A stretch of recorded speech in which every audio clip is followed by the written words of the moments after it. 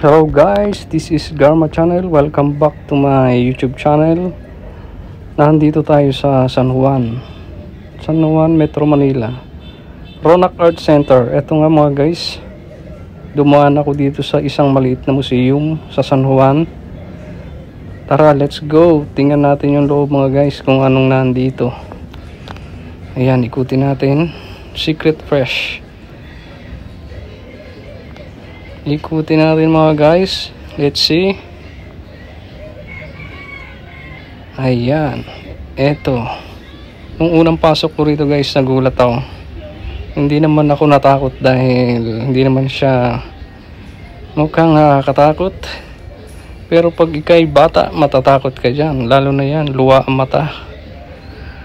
Ayan. Dito lang yan guys sa San Juan, Metro Manila. Free entrance lang ito mga guys, kaya pinasyalan ko siya. Ayan, tingnan natin yung mga nakalagay dyan. Ano nga ba yan? Basa-basa na lang mga guys. Secret Fresh, Tano Pangilinan Bantay.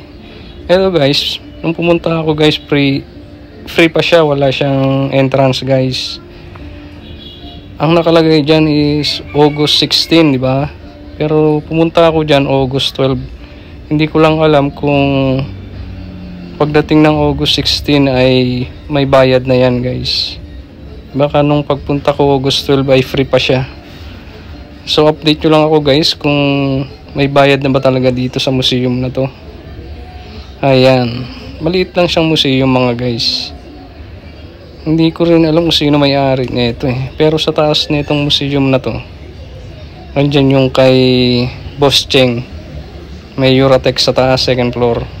Tapos sa third floor naman, basketball court. Medyo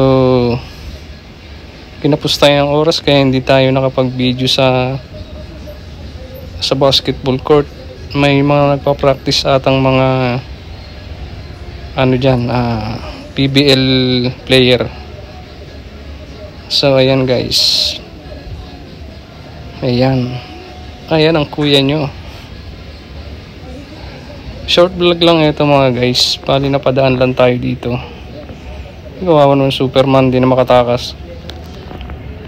Okay guys, thanks for watching. Short vlog lang po. Thank you. Pasyal kayo dito.